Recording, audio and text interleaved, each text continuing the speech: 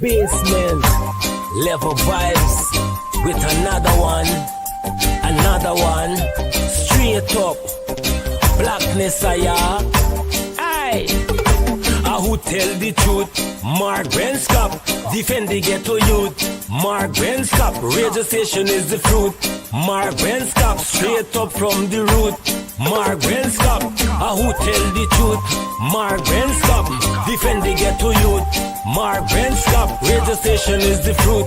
Mark Benskop, straight up from the root. Mark Benskop, I do it for the love, him not do it for no money. Straight up, him attack, educating everybody. Big up my friends and big up my family. Turn on the radio, catch the vibes, it's integrity. Straight up, Benskop stands for unity. One people, one nation, one destiny. Free up the truth in the air, even the blind can see. The deaf can hear, the dumb can talk, the cripple can walk. Boom. Yeah, my name is Jacinty Caldata Francis Vietnam, and since 1965 I become a voter, and I always place my ex next to the cup, and what they are doing today, I can't take it. So I have no more vote to give to PPP anymore. I'm not going to vote anymore no more.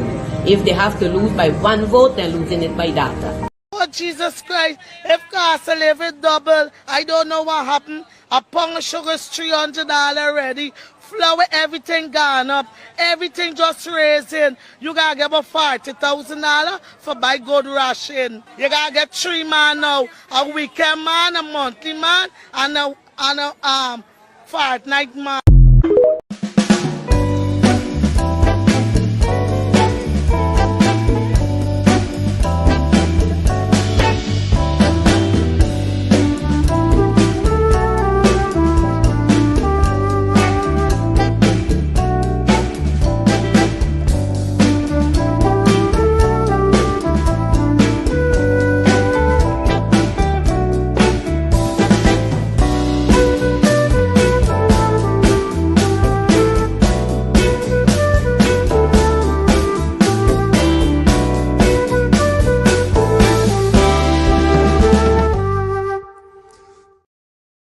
Good night and welcome to Straight Up. All right, hey, let me start right off. As we say in Guyana, you either start opening the bowling or you open the batting. I'm a batsman, serious batsman. How are you guys doing? For you cricket lovers, I don't know when was the last time I sat down to watch some sports. It's always about the sports of politics and politics and politics and politics.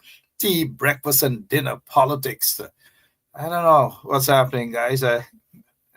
It is what it is, right?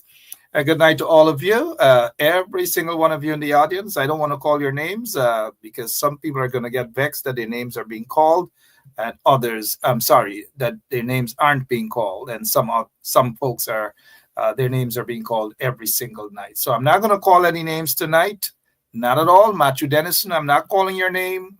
Matthew start off talking about good night on it. Like these guys come. Otto Martin, I'm not going to call his name.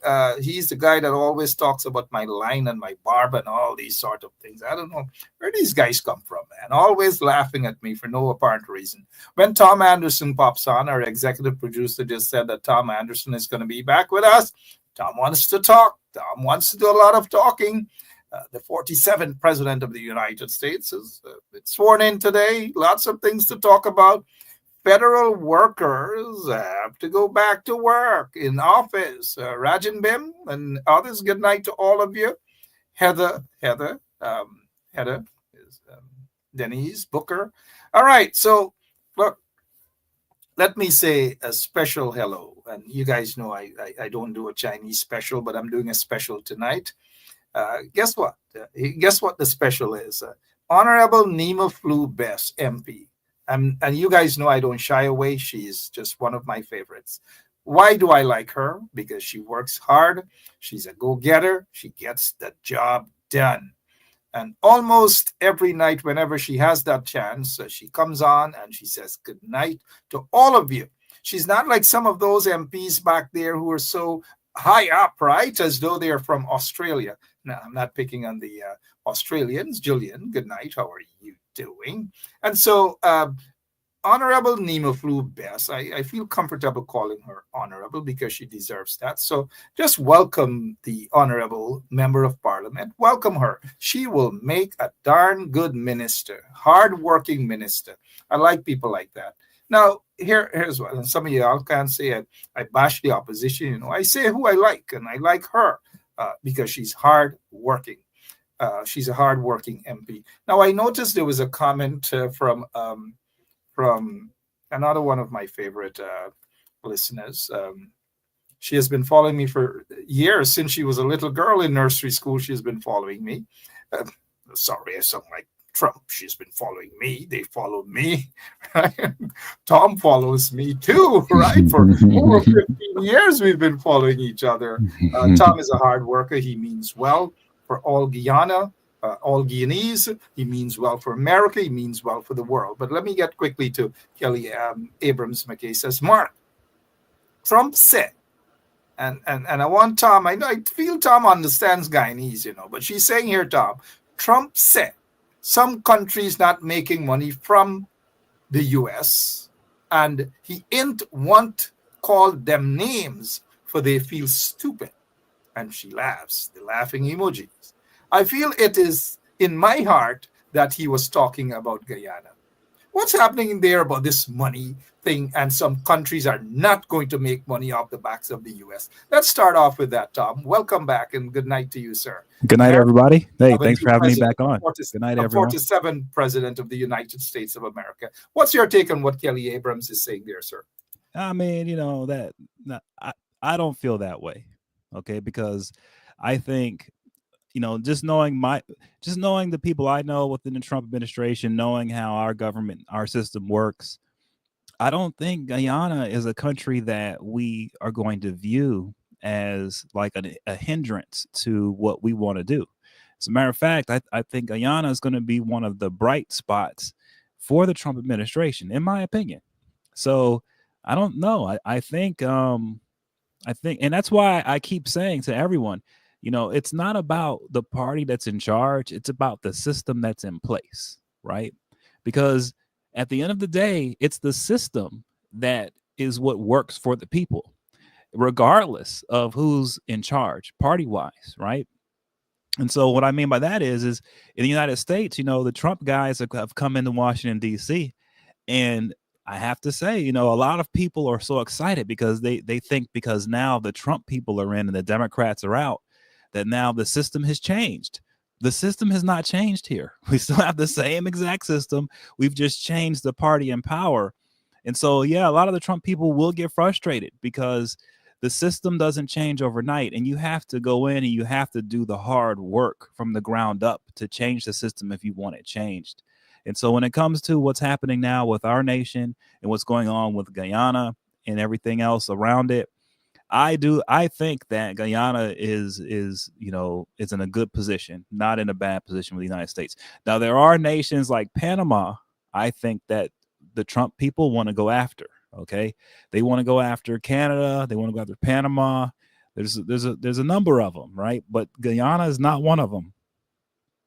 All right. Some people seem to have a slight disagreement. I've noticed, though, the corrupt government of Guyana that was installed, they're very silent. They're quiet on a lot of matters now. Maybe someone read them the Riot Act because remember they were cozying up with Mike Pompeo. Mike Pompeo is very silent. We haven't seen him at the inauguration.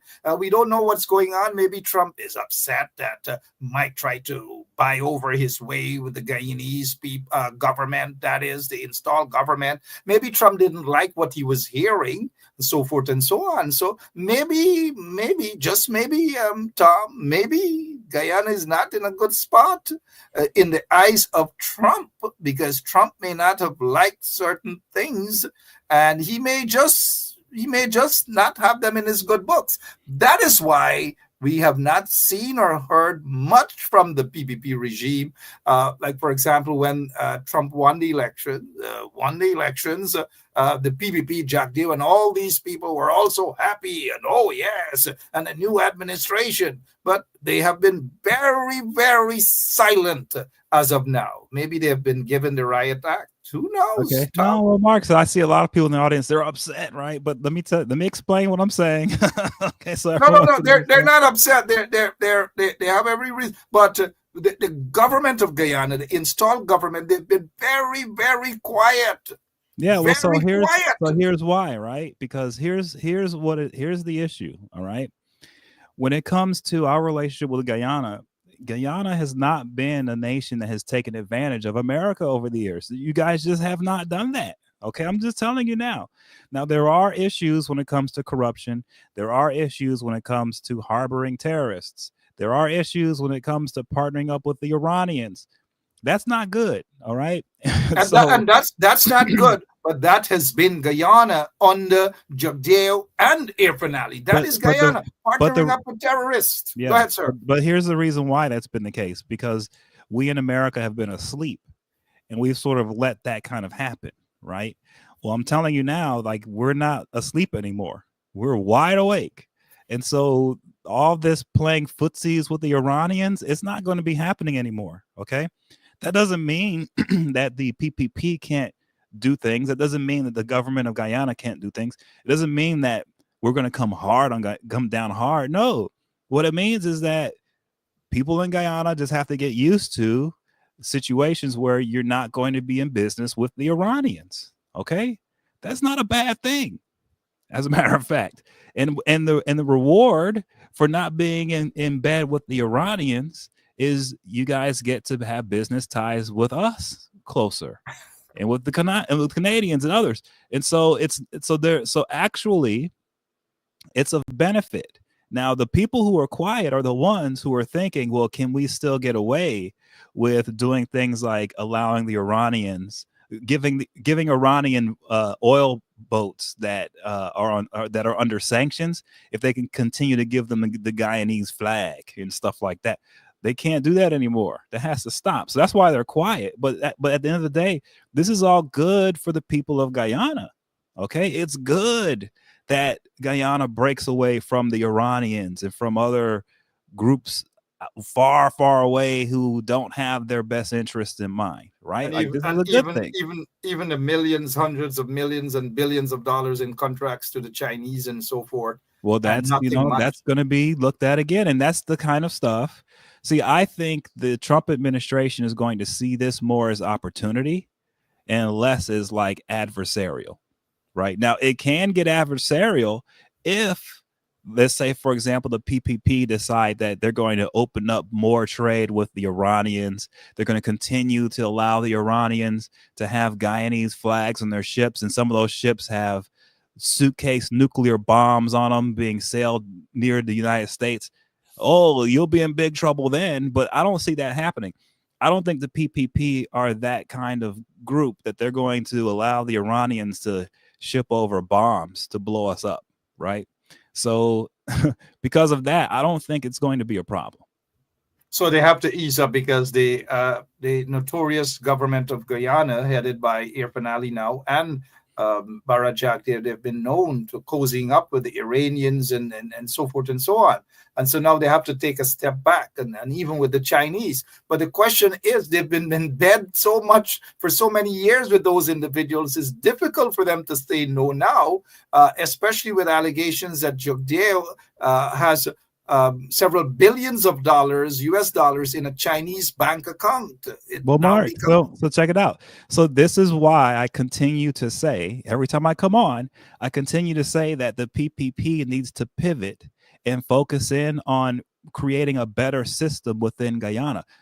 When you turn to pivot and you start to solidify your governmental systems, right, then you can say justly and rightfully so to these guys that used to be partnered with, hey, we can't partner with you like that.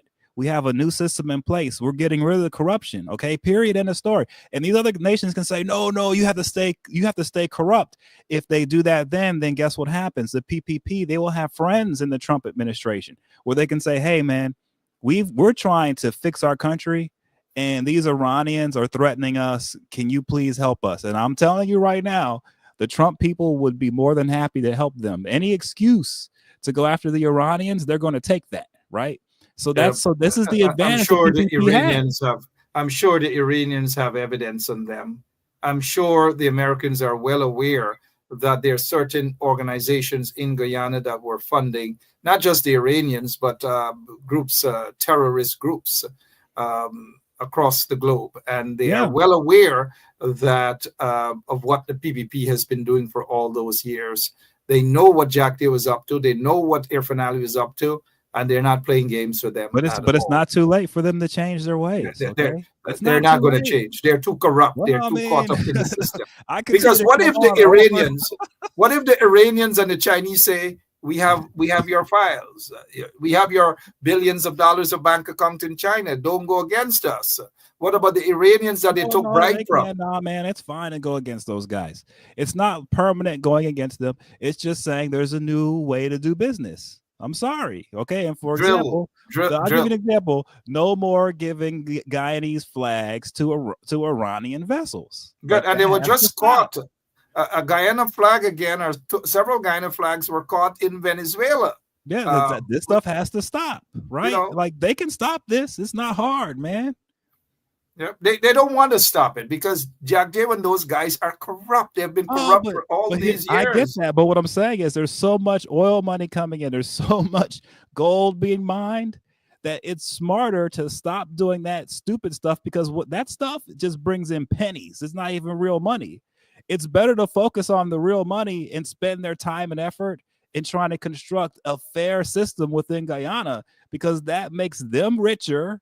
It makes them be in a better position. It makes everybody better off. I know, but they don't want them to be corrupt. They don't want people to be better off. It's in them. It's in them to be corrupt. Jack Deo and Irfan and those other Pakus within the PPP. I get what you're saying, Tom. Don't get me wrong. I get you. But those of us who have lived through the system, you have monitored them. You know what's happening as well. But as Rhonda Lane is saying here, and I'm sure she shared. Lots of people share the very sentiment that the leopard doesn't change their stripes. Leopards do not change their stripes. These people are corrupt. They are corrupt. You know what I mean? They are corrupt. Let me just, there's an Albert Farley who's listening, and Albert is saying, hey, Mark, my first time listening, and I'm loving it so far. Thank you so much, Albert Farley. We appreciate you. You guys, welcome, Albert. Let's hope that we don't get his bums raised and he disappears on us. But we're glad to have you, Mr. Farley. We say bums here, by the way. Good night to all of you. Tom here is raising some bumps. But the PPP, the PPP is so corrupt that they cannot change, Tom. They cannot. But what they do know is that when it comes to most American companies, they cannot pay the bribes and all these sort of things as they've been doing with other foreign companies. The game has changed. And Jack Dale and Irfan, they're probably in the back room now studying how are they going to change along with this. They've been pretending for so long. Well, it's not going to work. But let me just tell you, there is a way to do this so that they can still get all these reaping benefits, probably more than they're getting now, and still the nation will be enriched and better off. Okay, there's a way to do it, but you have to design the system properly. You have to put things in place. You have to have a legitimate system in place first, right? If they do that, man, I'm telling you, they don't have to worry about all this shady stuff. Tom, I'm going to walk off this studio set right now. Those people, Tom, they're not going to change. They're not. They're so corrupt. They've been in bed with all those different countries that sponsor terrorism. That is who these folks are, Jagdev and Irfan. They're not going to change. Trust me. Some people change. These people are not going to change. Read my lips. Tom, read my lips. They're not going to change. I agree with folks like what's her name, Rhonda Lane and others. They're not going to change. Well, they're going to have to. If they change the game, it's too late. Trump isn't playing around. I'll tell you that. I promise you, he's not. Trump is saying, drill, baby, drill. Yeah. Venezuela has more oil reserve than Guyana. The interest is in Venezuela. While, yes, we do have a lot of oil in Guyana, the interest is in Venezuela right now. and Jack Dale, they are nervous. And Irfan Ali, they are nervous right now. Whatever Mike Pompeo whispered to them, or whatever Mike Pompeo did in Guyana, maybe, I'm just saying, maybe Trump wants to undo it. Who knows? Because maybe he's saying that Mike Pompeo screwed things up in Guyana. I'm just saying, maybe. Now, who's it? Rubio. Marco Rubio is going to be at the State Department. He has been quiet as well. The PPP seems to think that Marcus Rubio loves them. That may not be the case. Talk to us, please, Tom. Talk to us. Yeah, I mean, Marco Rubio. The thing about Rubio is like he's a really good speech guy. He's a good politician, man. But when it comes to like the nuts and bolts, the nitty gritty, like he doesn't get down on that level where he's going to know all the ins and outs and get involved in a micromanaging thing. He's an up above the fray, high above it all type manager. And so what the PPP, they need somebody who's going to be more on a micro level, who is going to get more hands-on and for them to benefit, right? Marco Rubio is not going to get hands-on enough for them to benefit at all, I don't believe. And they run the risk of, putting themselves in a position where Rubio listens to the wrong people for them, and all of a sudden they're on the bad side of things, and there's no way to get on the right side with Rubio once you're on the bad side. That's what I've noticed. You get on the bad side of him, and it's almost impossible to get on back on the good side. So they need to be very careful how they play it with Rubio, because I don't think they really know how to play it with this guy, to tell you the truth. I think a lot of countries are wondering how to play it. All right, well, thus far, Marco Rubio has been so quiet. The first time we heard him when he was appointed, or nominated, he says, yes, I'm going to come to you. I'm going to come. And he has gone silent. He has gone silent on Venezuela. He's gone silent in other countries. Who knows? Who knows? Just like Vivek, he has gone silent. Vivek has gone silent. We don't know what's going on with him. That is why maybe Trump suggested that he should take up J.D. Vance's position as the senator. But the governor of that state said, no. I am going to appoint my own guy to that position. And kudos to that governor who stood up against Trump and the others. Tom, we've heard President Trump, no longer president-elect, he was sworn into office, said, drill, baby, drill, baby, drill.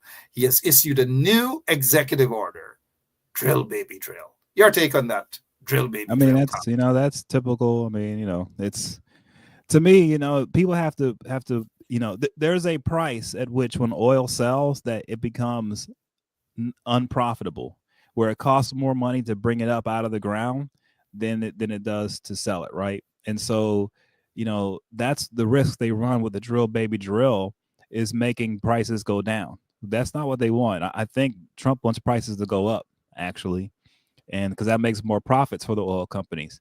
And the best way to do that is not to have so much oil out on the market. So I don't know how that works. I'm still wondering how they're going to work this one out. Make all the oil companies money while at the same time bring oil prices down. I mean, that's kind of impossible to do, but that's what they're trying. So let's see how that works out. I think you're not going to see as much drilling happening because it's just not going to be worth it.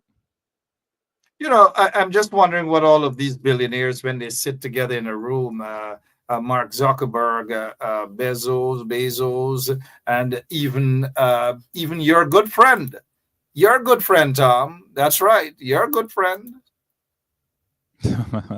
Right. I wonder what they say. And mind you, that sign, right? A Hitler sign. Yeah. What's going on there? I don't think that's Hitler, man. I don't think it's Hitler. You didn't see the video. I saw the video. I don't think it's that, bro.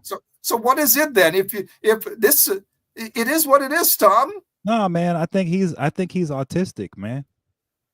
Oh gosh. I think he's autistic, and that's just people on the spectrum. Autistic people have weird. Look how he dances. Look how he dances, bro. Like he doesn't know the dance. That's a fact. But this is not. This is not autistic. I think he was so excited, and he didn't know what he was doing, and he's on the spectrum. Look, my daughter's on the spectrum, so I'm not picking on people with autism. My daughter's on the spectrum, so I understand that they can fumble things. This guy, Tom, it's like It's like, yeah, whoa, wah, wah. I'm like, what's happening here? That's man, he's on the spectrum, bro. That's autism. I'd love. Autism. I am not a billionaire as yet, and I am very. I get billions of dollars, and hello, but it's like attention, more attention, and look around and come on, yeah, bro. yeah. He's on the spectrum, man. I'm telling you, that's what it is, and he's making autists cool. He's like basically telling people on the spectrum, go out there and be you. Go ahead and jump around. We know you're off rhythm. We know you can't dance. Who cares? Just do it anyway. That's his thing. And you know what, so man? Fine, bro. If he is on that spectrum, then likelihood of this guy also being there. Are we gonna do a body man walk right now? You ready? Boxer, let me go now. Hear me sing now. Body walk. Body walk. Body walk. Body walk. Truck. Body walk. And maybe this guy too. There and fabricate that. Unless you say who the person is, I can't comment on anonymous people. Okay, well, let's talk about specific individuals. What is your relationship with Mr. Sujarong? Su. Oh, Su. Yeah, he's on the corrupt spectrum. Tom Anderson is with us this evening. It's 58 minutes after 8 o'clock Eastern Standard Time.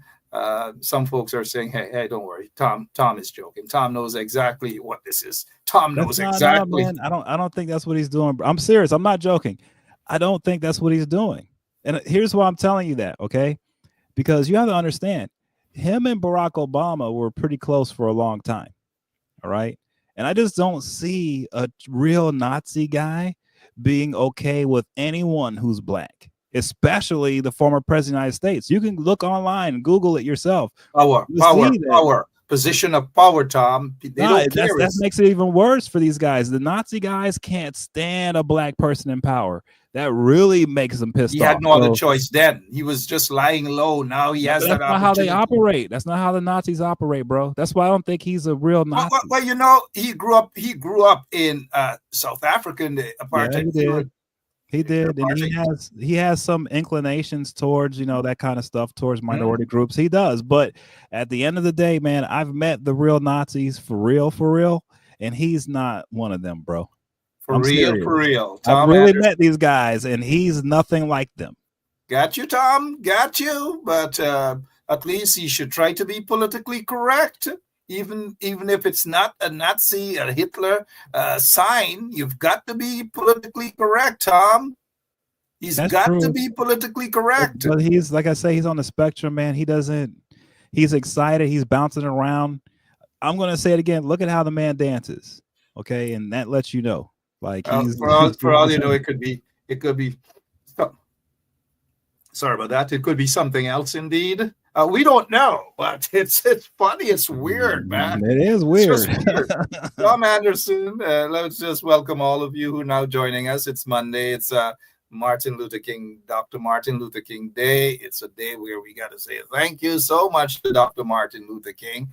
And for those ungrateful people who don't appreciate folks like Dr. Martin Luther King, who paved the way for many of them to be living in America today, whether they live in attics, whether they live in basements, wherever they live, whether they live in Brooklyn, whether they live in Queens, wherever they live, they ought to be thankful for the people like Dr. Martin Luther King Jr. And I don't know if you heard Donald Trump today mention the dream and Dr. Martin Luther King's dream becoming a reality. Did you hear that part? And if you did, were you surprised, Tom? No, I mean, you have to understand from the MAGA perspective, man, these guys think they're right in line with the civil rights movement. They think that their job is to bring rights back to the white people who are downtrodden and can't make it these days, type of thing. So they have a weird thing going on there. And if you look at a lot of the MAGA people, they're not even really Republicans or racist people. They're former Biden supporters, a lot of them. It's a mixed bag, man. And the one thing I notice is most of them just don't really know the history much. They don't really know much about MLK. And so they just know what they've heard and what they've seen here or there. And, that they're coming from a place of not a lot of knowledge, man. It sounds to me like you're describing some of the folks in Guyana. They just don't. some of the folks mind, yeah. But Tom, I agree with you because a lot of MAGA supporters supported. They were anti-Trump not so long ago. They supported Kamala Harris for president, and then they rushed back over into the MAGA camp. I Like don't that know what's one happening. woman, that Lindy Lee lady. There's some big, huge Kamala Harris fundraiser. Now she's fundraising for Trump. Back He in. raised millions for his inauguration. This is crazy stuff. Tom, let's move on to some other things. This was expected. It's not a surprise, but it was expected. What is your take? Here it is. It says Trump pardons and commute sentences of January 6th rioters. Over 1,500 of them. One of them is the Proud Boy leader who was sentenced, and he was serving a 22-year sentence in prison, a medium prison security facility there in Louisiana. He is being processed to release. He's probably out already. Any surprise here at all for this pardon? Nah, I knew this was happening. We knew this was coming. You know, this falls in line with the entire storyline that, you know, there was no riot there. It was just a protest. Everyone's innocent, you know, blah, blah, blah. And this is right up in line on that thing. And from their perspective, the Democrats break the law so much that they can break the law too and not get in trouble. And look, Biden pardoned his whole family. So why can't these guys get pardoned? I mean, that's just, you know, it's where we're at these days, unfortunately. Certainly not a surprise. Commuted the sentences of about 6. And so the Proud Boy leader, one-time leader of the Proud Boy, didn't he denounce Trump though? I mean, all these guys have denounced Trump at one point or the other. That's what's so amazing. You know, like none of these guys who are big Trump supporters have always been Trump supporters. Most of them have called him Hitler or names or all types of things. So it's just wild time when it comes to that group. And really what brings them all together is they're all looking to make a buck. They're all looking to get paid. They're looking to do something, you know, to benefit themselves financially and their families financially. And so they don't care who they're partnering with. And they don't care if one day they're talking bad about Trump and the next day they're kissing his butt. They don't give a damn. That's where we're at. Certainly, they don't give a damn. Look at where J.D. Vance is. J.D. Vance criticized Trump bigly, in a big way. J.D. Vance, in 2006, he basically said that Trump can't fix America growing social and cultural crisis. This is what he said. And in the New York Times, he also said why Trump's anti-war message resonates with white America, in which he wrote, Mr. Trump is unfit for our nation's highest office. This is the man who Trump now has as vice president of the United States of America. And in 2016, saying on Hardball with Chris Matthews, this is a sort of he said, she said, right? And at the end of the day, do you believe Donald Trump, who always tells the truth? Just kidding. Or do you believe that woman on the tape and blah, blah, blah, blah, blah, blah, go on and on. And in fact, before launching his own 2022 senatorial campaign, during which Trump endorsed him, mind you, Vance stopped his criticism of Donald Trump. He said he regretted being wrong about Trump and asking folks not to judge him. So this is a guy who is now the president of Snoop Dogg. The vice president of the United States of America that once went after Trump, criticized him, saying that he's like Hitler. He doesn't stand a chance uniting America. But what did you say about Snoop Dogg? Yeah, he was the one talking trash. He was saying any black person that hangs around Trump or talks to him, they're a coon, they're a traitor to their race. And Snoop was performing for Trump's inauguration. He said he apologized. And we will expect that Snoop and the guys, and you know, the Ice Baby guys, and so forth and so on. We can expect these things from Snoop and so forth. But a J.D. Vance, who was senator of the United States of America, you know, and not only Snoop, a couple of the other guys, Nelly and those guys performed for Trump. Yeah. Now, come, what, yep. Yeah, okay, come on. Yeah, sorry. Well, Tom, you know how it goes. You know how it goes. But Snoop Dogg and these guys, his name is Snoop Dogg, so he's going to be snooping around and trying to do the best that they possibly can do. I'm sure that those billionaire guys picked up the phone and called Nelly and call Snoop Dogg and so forth and say, "Come on, we got to make money. We got to make money." That's what it's all about for these guys. You know, that's what it's all about. And unfortunately, you know, and I've been looking at this more and more, you know, people have to, it's the systems that are in place that are the problem. And so we need people who know what they're doing and can do the job without always having to grift for some cash. Right. And that's what we're missing now. And I see people in the comment section saying that's what's going on in Guyana. It's true. Like, it's going on everywhere, that the greed is off the charts. And most of the time, man, it's chasing for not even that much money for the amount of corruption they're doing. Right now, Bob Menendez, you know, he's still looking for a pardon. He didn't get it yet. Didn't get it from Biden, hasn't got anything from Trump. He's going to be sentenced on the 29th of January. And, you know, we have a situation where he was taking in so much cash and gold bars. He was stuffing the money in his shoes, in his jacket pockets, in envelopes all over the house. I mean, embarrassing. This is the kind of greed we're dealing with, man. And for him, people have asked me, why didn't he get a pardon from Biden? Well, one of the reasons why is because he covered up the dismemberment of a former Washington Post journalist named Khashoggi. You know, the Saudis kidnapped him, took him to the Turkish embassy, killed him, and chopped his body up. Well, the way they were able to get him at first was they drugged him. That's how they were able to chop him. They drugged him. And where did they get the drugs from? From the Egyptians. And those spies went and told Menendez they needed his help to stop other senators in the U.S. Senate from figuring out that they had a hand. The Egyptian government had a hand in murdering Khashoggi. This guy covered that up. So when you're doing stuff like that, you're covering up the dismemberment of bodies of journalists, and you're in the position that you're in, and you're doing it for cash. You're stuffing into shoes and jacket pockets.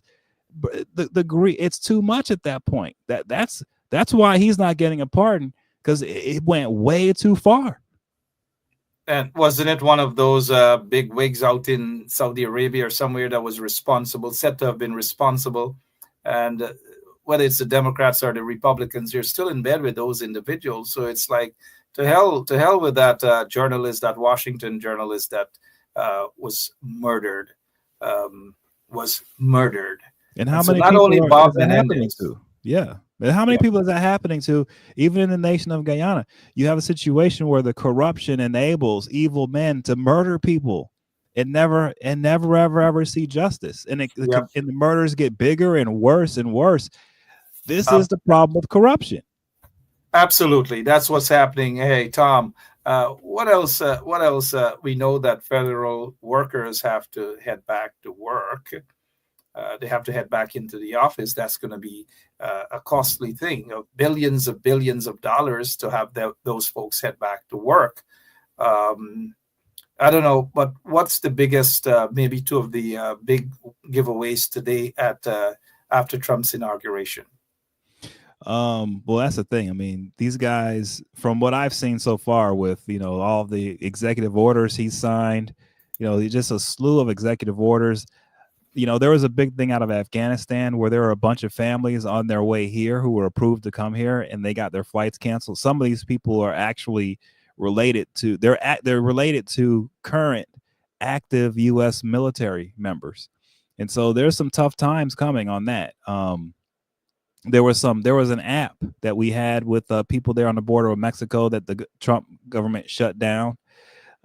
People there waiting to get into the country, trying any way possible to get in through illegal means. That's a route they shut down. And so, you know, he promised that he was going to crack down on the immigration stuff. He's doing it. And the people who are being harmed the most right now are not the human traffickers, because I'm telling you now, those guys are still coming across the border. They still have tunnels, not the drug guys. Those guys are bringing in drugs, not the weapons guys. The weapons are coming back and forth. All of that. Those guys are still doing their thing. The people getting hurt now are family members of servicemen and women, people who are on the border in Mexico who are trying to come in legally through a system that we have available to them. Those people are getting hurt. The coyotes, the drug lords, the human traffickers, nothing is happening to them whatsoever. There's nothing in his order that affects those guys at all. If anything, it actually helps them continue to do what they're doing and breaking the law. And so that's going to be the true test is can we stop the criminals on the borders? Can we prevent the terrorists from coming in? I don't think we can. And I think this focus on innocent people who are just trying to work here and spending resources on those people instead of on the human traffickers and the rapists and the drug lords, I think it's a mistake. And so that's what we're seeing so far is a real attack on innocent people, and the criminals. I don't see much out there to affect those guys so far today. And that's the main thing I've seen coming out of his executive orders.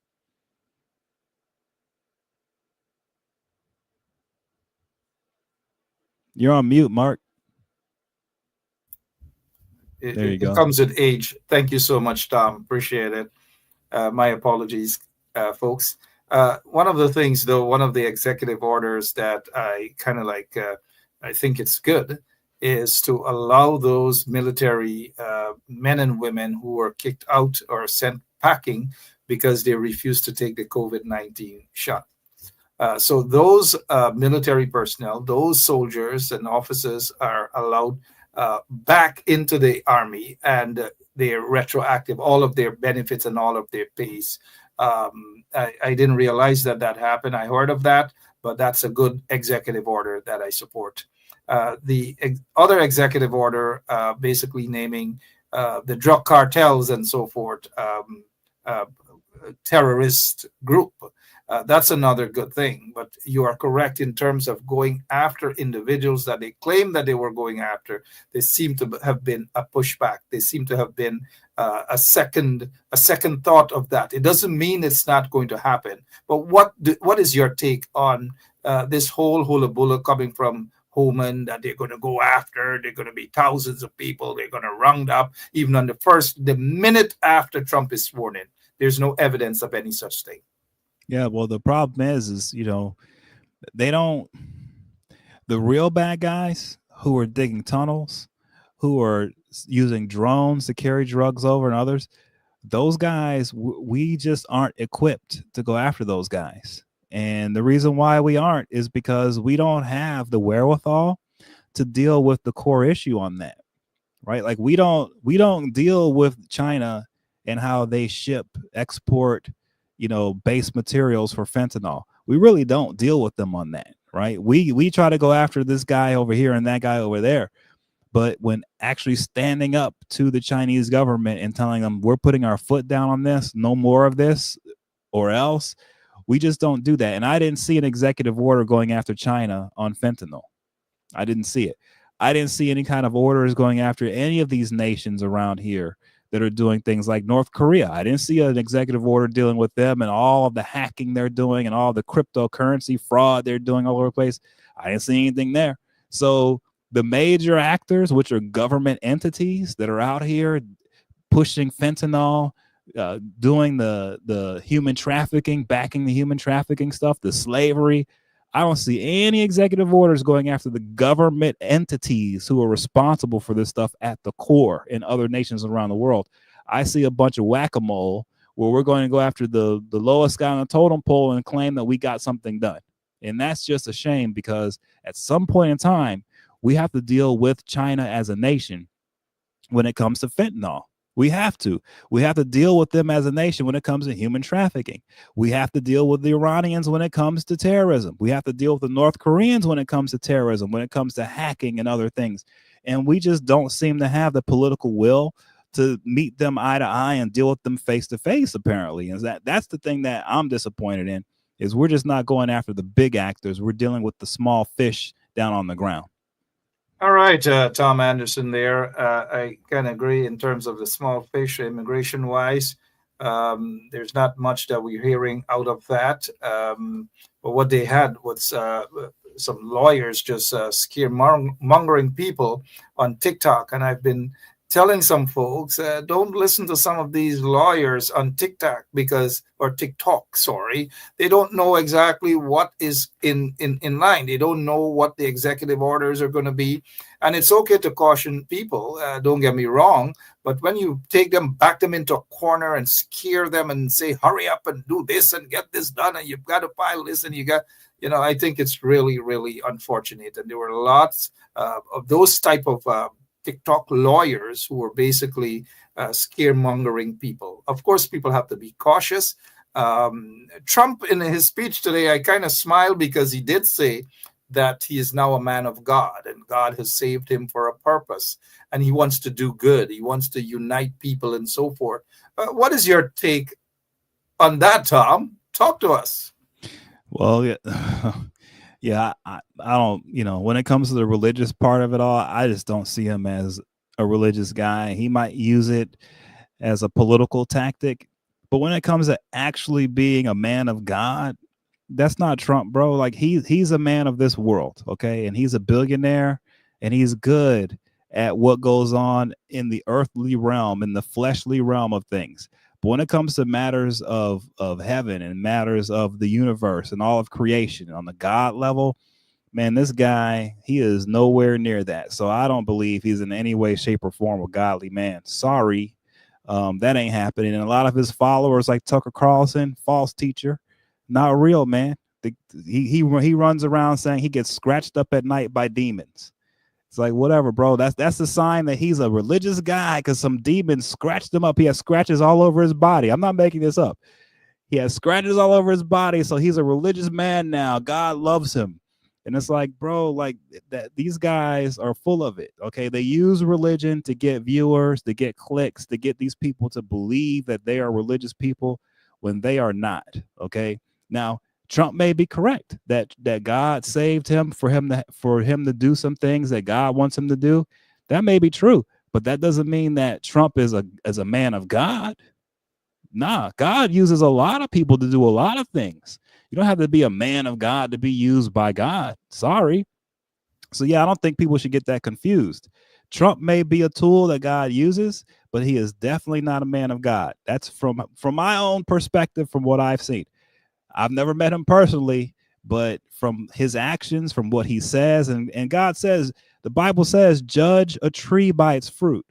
And I'm telling you, if you look at Trump, what I see from him mainly is a bunch of lies. The guy lies more than anyone I've seen ever.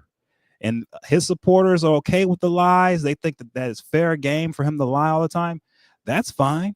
But for me, that's the fruit of who he is. That's, if you want to know who Trump is, that tree, all those lies, that's all the fruit coming off his tree are lies. And that lets me know right then and there, nah, he's not a man of God. So I would caution anybody who tries to follow him religiously, because that's just not the case. With that said, God may be using him. He may be right on that, but he is not a man of God. All right, Tom Anderson there. Trump saying that God saved him for a purpose. He wants to unite. But here it is. You had Kamala Harris there. I didn't hear any mention of Kamala, any mention of or thanking the 46th president of the United States of America for something, for anything. All we heard that America is back again. It's as though America went somewhere. America was able to unite for the most part. More could have been done, yes, under President Biden, but America was still here. And this is the same guy, the same breath, Trump is saying that he wants to unite people. Meanwhile, he has divided those in the audience. I don't know if you noticed, there was a Democratic senator who sat there in short pants, probably to protest and say, hey, there's nothing wrong with the temperature. There was nothing with the weather. Here I am sitting with my short pants at the inauguration. What else what other take you got out of that inauguration? I mean, you saw George W. Bush. He was making faces, man, the whole time. He was like, whoa, this is weird. I mean, the whole thing. And then Melania, she had that hat on, so he couldn't give her a kiss. It blocked him. So maybe God didn't want her to kiss him there. Exactly, right. And so it's like, man, there's a lot of weird stuff around this guy. He's not doing anything the conventional way. It's very, very strange. Not to say he's a bad guy, not to say he's whatever. I'm not making a judgment on that. All I'm saying is the whole thing was kind of strange. The whole thing being indoors definitely was for his safety. They feel like there's some real safety issues going on, and they know better than anybody because they're getting the intel coming in. So they took this one serious. They're trying to protect his life, and I have to say, that's the one thing, if I give Trump some credit, it takes a lot of courage to hold office when you are getting intel reports saying there are groups out there trying to take you out, trying to shoot you, poison you, stab you, whatever, blow you up, hit you with a drone, whatever. And for him to go out there each and every day and do his thing under that type of duress, that I give him credit for. It's not easy to do. And anybody who's in a leadership position, whether it's in Guyana or America or anywhere else, they all have to deal with that. So that's why I say I do have some sympathies for any leaders, even the corrupt ones, because even though they may be corrupt, being in a leadership role for a government in this day and age is not easy. Okay, most people are not making friends off of that. Most are making lifetime enemies, and they're putting their lives on the line. So that's where I say, hey, I give everyone the chance to turn the corner and to change their ways who are in leadership positions, because I understand that this is no joke. Okay, it's no joke in Guyana. It's no joke in the United States. And I think a lot of times we forget that, right? As citizens, we're looking at these guys in these high places and we're looking at them get the benefits, but we never see the drawbacks. And the drawbacks is, their families are attacked. They have a hard time keeping it. It's just not an easy thing to do, right? So that's where I have some sympathy for them, including Trump. All right, I have no sympathy at all for corrupt leaders. I just don't, Tom. But did you see when, apart from the First Lady and her hat like this and just blocked her husband from kissing her, I don't know why she just didn't lift the hat up a little, because that was a moment that the world had their eyes on what was happening. And you blocked him from the kiss. The man wanted a kiss. I don't know, but it was just strange, though. Let's not focus much on that kiss. That God probably didn't want her to kiss him, or maybe she didn't want to kiss him. But outside of that, though, when he said that, look, I'm uniting the world. Just yesterday, they released 3 hostages as a result of me, and there it was. The vice president was there, Kamala Harris. The president, Biden, was still, they were former because he was already sworn in. And Kamala Harris got up after they were cheering. Everybody got up. The hostages, 3 of them were out, 3 women. And yeah, thank God they're out indeed. But Biden and Kamala Harris stood up and they were, Kamala Harris looked at President Biden and said, thank you. It was pretty obvious. I don't know. You saw a lot of things. I don't know. You saw the kiss. I didn't know if you saw that. She looked at Biden and said, thank you. Thank you. But why didn't he have anything, any sort of thank yous or gratitude for what Biden and Kamala Harris did for the past 4 years? Well, unfortunately, we have seen, our system turn into a hellscape on our end. Okay, what people, this isn't being reported because our news media, they've been hijacked along with everything else. But what's been happening is politically, it's become untenable, an unlivable situation. Anyone in high office is being harassed 24 hours a day, 7 days a week, 365 days a year. And it's gone too far. It's gone way too far. People's phones are being hacked. Their computers are being hacked. It's just an unrelenting wave after wave after wave of just attacks, on a personal level for everybody. And so everyone's bitter now. They're all bitter. They're all at each other's throats. They're all angry because this thing has left the realm of politics and gone into the personal world. And it's turned into lawfare. It's turned into family members being attacked, people being sued. It's really out of control. And unfortunately, we're only going to get more of it because Trump has promised that retribution. So he's going to bring more of this. And that's why he's not thanking them at all, because he's of the mindset of payback. And all he's going to do is create angry people so that when he's out of office, they're going to come after him and the Republicans. And it's going to keep going back and forth like that. And it's unfortunate. That's why I supported Kamala Harris, because I wanted an end to the madness. And I knew that if Trump came in, that he was just going to build in another generation of people politically angry, because the politics have turned into personal destruction. And this guy Trump is more than happy to get into the world of personal destruction, which is, I'm telling you, it's just going to make things a lot worse. And so we're under a chaotic situation right now, and it's out of control. It's personal, and people are just out here trying to wreck each other at this point. All right, 27 minutes after 8 o'clock. My name is Mark Benchop. 9 o'clock, actually. It's almost 10:30 in Guyana, where black tanks seem to be the order of the day. Black chickens, black tanks, blackout, black water, everything. Guyana is in a mess right now. Compliments of the corrupt PPP regime.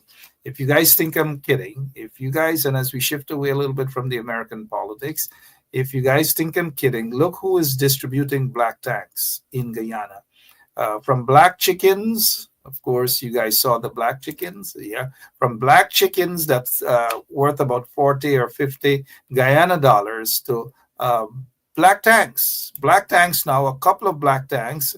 And what is it? They are saying that distribution of black tanks to residents of Silver City, a city that they have ignored, a community that they've ignored, the PPP have ignored for the 23 years they've been in office. They're only pretending that they like these people now. So you have a convicted guy, a convict, Kwame McCoy, who is also accused, allegations that he molests little boys in Guyana.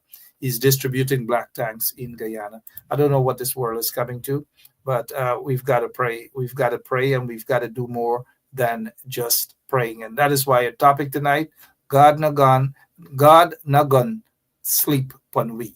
God na gon sleep pon we. It simply means, Tom, that God is not going to sleep on us. He is with us, and he will help us, but he also helps those who help themselves. Amen. Those are remarks, Tom. Amen. Well, yeah, that's where we need to be, as people right now. For all of us who are God's people, we need to, get back to prayer. We need to get back focused on the things that are important, our family, those closest to us. And we have to be more in a mindset of forgiveness. We really do. And we have to leave the door open. I know people don't want to hear it, but you have to leave the door open and allow these guys an exit ramp to leave the world of corruption and try to build a better future for Guyana. Because at the end of the day, it's going to take everyone. PPP, everybody has to come together to make it better in Guyana. It's not going to be just one party or the other. It's going to have to be everyone together. So I think going forward, and here in the United States, the same thing. If you can tell, like for me, we have a new president in town now, right? I'm not going to be in the mindset of let me do everything I can to make sure that they can't accomplish anything. Why should I do that? They aren't my friends, the Trump people, the MAGA people. But at the end of the day, I'm going to try to find where I can common ground that can benefit our nation and also benefit nations like Guyana. And if that means talking to some of these Trump guys, then I'm willing to talk to some of them, right? I'm willing to work with some of them, and that's okay, right? Even though they have a bad reputation, even though they may have done bad things to people in the past, we still have to find a way to work with these people, because for the overall good, it's what's important. But not only that, but I think God commands us to do that, right? We shouldn't turn our back. We should definitely face them eye to eye, and we should lay down what we demand and what we want, regardless of whether they're corrupt or not. And we have to ask God and pray and hope that he can change their hearts and do what's right for us and for what we know that we need. So that's my final message, man. And I'm actually excited. I hope, even though we're facing corruption in both of our nations, even though we're facing some tough times, I think if we can get together as God's people, man, and do what's right by faith and, right by our families, in a loving way and in an earnest way, I think things will come together just fine.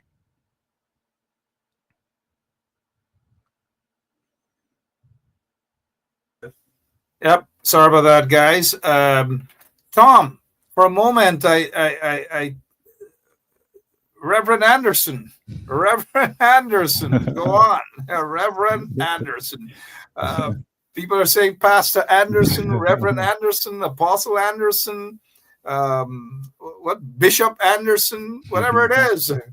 Thank you, though, so much. People are saying amen and amen and amen. Lots of amen for Tom Anderson. But we appreciate your time as always. This is your second time on for the day. Thank you so much for all of your hard work. And God bless you, Reverend Anderson. God bless everybody. Have a good night, everyone. Thanks again. Take care. Yeah. We're very appreciative of Tom Anderson. And as we close off, though, folks, stop panicking.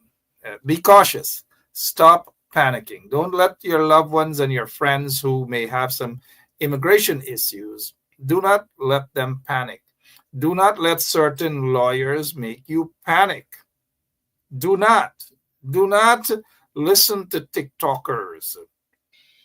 Their laws, their policies, do not allow yourselves to be trapped into a corner with people who might mess things up for you. I'm talking about those who might say they can get certain documents for you and so forth. Follow the law. Whatever the law says, follow the immigration laws. Follow the policies. That is what you need to do. That's all the advice I can give to you. Don't let people, and I've been telling people this for the past 2 months, do not panic. Do not panic. Be cautious. Do not panic, guys. Thus far, things seem to be going okay. And let us keep our fingers crossed that it continue to be that way. Do not panic. Let not your heart be troubled, guys. And I become a counselor for so many people. Do not be fooled, and do not panic. Do not rush into a situation. Do not make silly decisions. Do not panic. That is all I wish to say to you guys. Do not panic. Do not panic. All right? God bless you all. And those who are going through some trying times, who allow themselves to be panicked by some TikTok lawyers, do not panic. That's all I wish to say. Continue with your application process. If you are not a U.S. citizen and you are qualified to become a U.S. citizen, get your applications out, whether you do it by yourself, whether you find a lawyer to do it, whether you call somebody who knows how to do it. You know what I mean? Do not panic. Do what is right. That's all I wish to say. Do whatever is right. And if you're coming to the United States on a visitor's visa, it is something I've been saying to folks all along. A visitor's visa, it's just what it is, a visitor's visa. To come for a visit and leave. Those who have spent 5 and 6 months and then leave and come back, they spend 5 and 6 months and then leave and come back. Right, Nancy? They leave and return 1 month or 2 months after. Do not do that, guys. Just do not do that. When you're issued with a visitor's visa, it is just a visit. Maybe 2 weeks, maybe a month and a half. If you go as far as maybe 2 months. Oh, fair enough. But 2 months is still a heck of a lot. Do not allow yourselves to be placed in a situation where you spend 6 months because, oh, they give me 6 months. No, not because they stamped your passport 6 months mean that you have to. You have a visitor's visa. Do not abuse the privilege. Just do not do that, guys. Don't do it. Don't do it. And for those of you who have other forms of applications, continue with that process. There's nothing, and there should be nothing stopping you at this point in time. There's no executive orders, none whatsoever. Just be cautious. That is all I wish to say. Do not be fooled. Do not listen to this body said this, the body said this body said this, the body said this. Because this body said this and that body said this. Obviously do not understand immigration laws. And I'm not putting anybody down. of course, there are people who might be in conversations. I respect that. But do not listen to this body said this and this body said that. Be very careful in your choices at this point in time. Thank you all so much. I'll be back tomorrow night, same place, same time. On behalf of my new technical operator, right here on 107.1 FM, Emma, Sophia Benshop, we thank you all so much. God bless you, Nancy and the crew and the docs and the classmates and all of you out there. God bless all of you. God bless this beautiful country as well as our country of birth also. So long. Yeah, my name is Jacinty Caldata, Francis C. Vietnam, and since 1965, I become a voter. And I always place my ex next to the cup. And what they are doing today, I can't take it. So I have no more vote to give to PPP anymore. I'm not going to vote anymore no more. If they have to lose by one vote, they're losing it by data.